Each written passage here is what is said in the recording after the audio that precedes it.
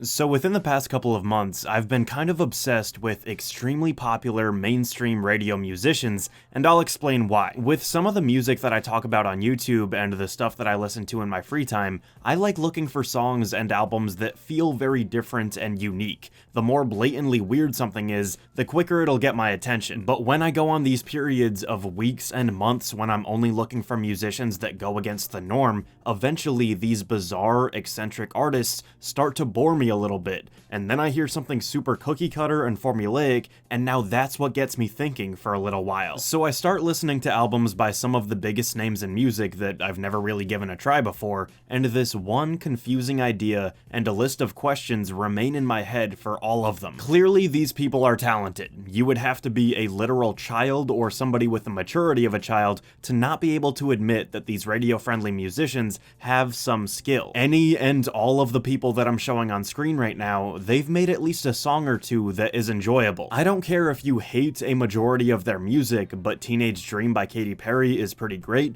I'll say time and time again that Night Changes by One Direction goes crazy. Bieber has more than a few amazing pop tracks. I made a video about Taylor Swift's discography recently, and I would defend at least 30 of her songs. And if you can agree with me on that, we can now look at the other side and say that a solid chunk of their catalogs are below average, but not because they tried doing something ambitious and it failed. No, so much of their music is just very, very boring. For every hit, there's a laundry list of forgettable nothingness that is offensive because it's so inoffensive. That's the big question mark that floats in my head whenever I'm listening to these musicians. Clearly you can make good stuff, so why don't you do it more often? Is it because of artistic differences with the label? Do they want this average run-of-the-mill trash, so that's why you do it? Or are you actually just not capable of making music that is consistently good? Or is it some weird existential mix of both, where you're trying to maintain fame and artistic integrity, so you actually realize in your head,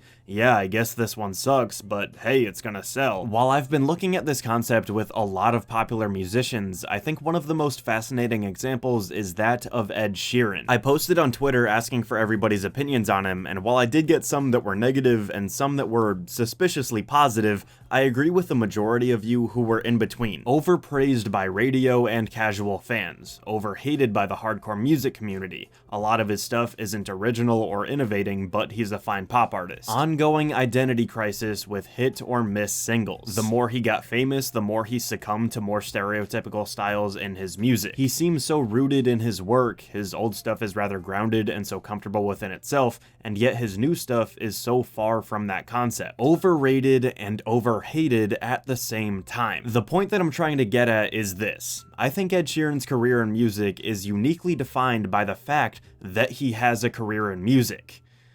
Wait, did that make, any sense at all?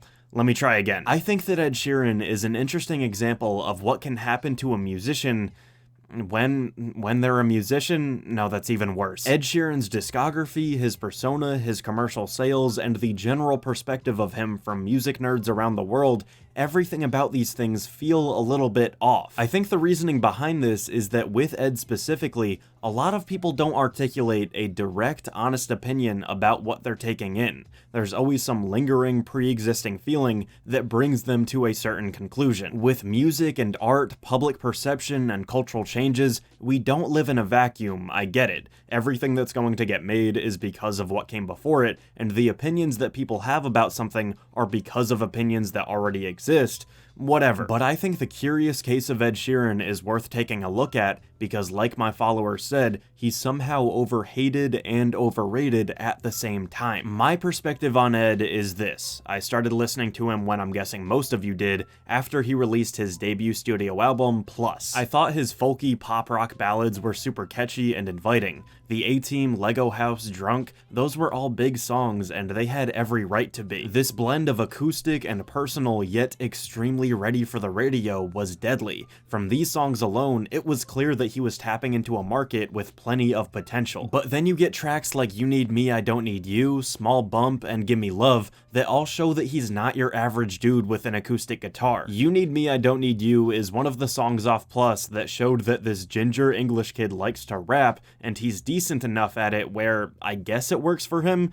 Ed's rapping has always felt a little cringy and unnatural for me, but in the grand scheme of things, I get it. It makes him a little more dynamic. Small Bump is a song about a miscarriage, which, like, now this charming, folky English kid that raps is also ready to touch on some taboo, intense subject matter. That adds another layer to him. And then Give Me Love is this 9-minute long, multi-part track with a few changes in the instrumental, all culminating with a traditional Irish folk song. So Ed Sheeran is relatively ambitious too. He's happy to experiment and do whatever he wants. A few years later, Ed released his second album, Multiply, which I think had some clear pros and cons. On one hand, the big hits from Plus that were a little fun yet had some emotional backing turned into music that was much more black and white. Now we have blatantly fun pop songs that were sure to be colossal hits, and blatantly emotional pop songs that were sure to be colossal hits. For me, a lot of the intrigue died in this moment for Ed Sheeran. His stuff didn't feel quite as relatable and authentic,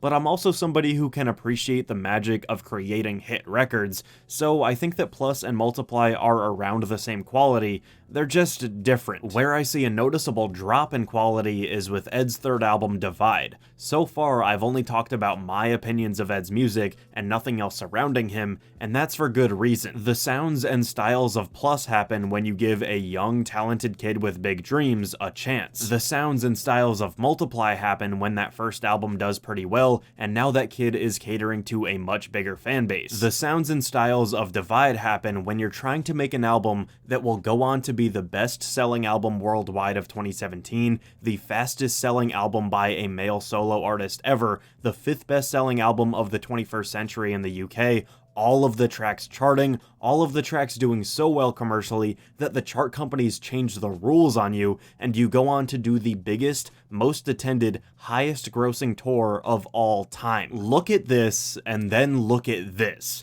With that big of a change happening within 8 years, how exactly do we blame him for his music changing? Castle on the Hill sounds like something from Plus, but on steroids. It sounds like he's singing lyrics that are supposed to feel down to earth, but it's clearly made for stadium performances with 90,000 people singing along. Shape of You is the same sort of thing. It has that quote-unquote fun energy of stuff like Don't and Sing from Multiply, but it's like if those songs were wearing name tags that said, "Please let me go #1 on the Billboard charts." But even with this album feeling soulless and feeling like something that was meant to be overplayed to death on every radio station around the world, it still has a song like Supermarket Flowers, which is genuinely heart-wrenching and moving. How is it that I can be so turned off and nearly disgusted by fame and money corrupting this guy's music one second, and then at the end of the album, I'm nearly in tears? How much of artistic, personal Ed Sheeran is still in there, and how much of it is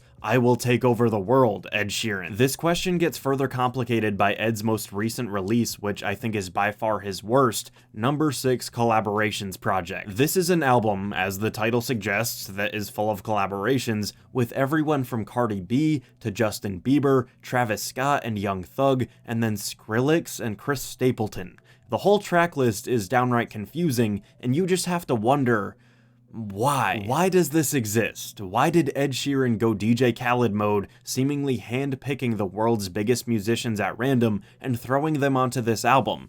And how in God's name is it so boring? I made a big deal about Divide being a silly stereotype of Ed's former albums. It's like parody almost. If you put somebody on stage at Wembley Stadium and said, "Hey, play something that sounds like Ed Sheeran," Divide is what they would come up with. But number 6 Collaborations project is a mind-numbing album that I don't even want to go in depth on, and it will make you question how music got to this point in time. You'll certainly wonder how Ed Sheeran got to this point in time. But why? Why is Ed Sheeran such a strong example of this meta pop star battle of fame versus quality? Maybe it's because Ed still feels like just a regular guy, but he's had to save face and act like he's a superstar with his production. I mean, he still looks like a regular guy. People love making a big deal about him not dressing up for stuff, and he's never gone through any radical changes to his appearance, even though he's still kinda silly looking and he's worth $200 million. Or is it something about his live performances?